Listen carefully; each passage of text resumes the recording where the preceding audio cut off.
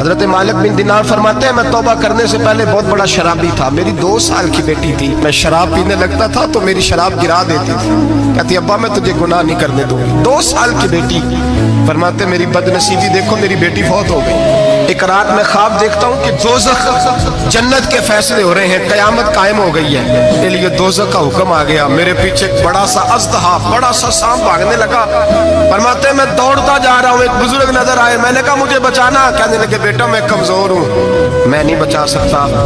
کہتے ہیں مجھے میرا اشارہ کیا، کہنے لگے پہاڑ کی طرف جا شاید تو بچ جائے۔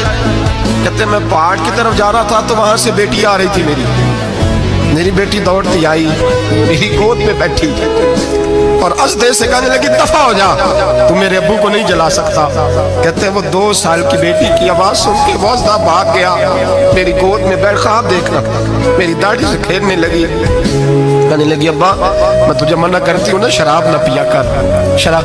میں نے کہا بیٹے یہ کیا ہے سارا کچھ؟ کبھی ابا جی یہ تیرے برے عمل ہے جو اژدہا بن۔ تو بزرگ کون تھے؟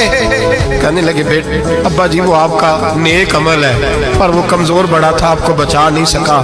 ابا جی بس کر دیں، بس کر دیں، اب آپ برے کام نہ کریں، آپ توبہ کر لیں، جو پچھلے گناہ ہو گئے میں اللہ کی بارگاہ میں سفارش کروں گی، رب آپ کے معاف کر دے گا۔ مالک بن دینار فرماتے ہیں میری آنکھ کھلی تو میں پکی توبہ کر گیا۔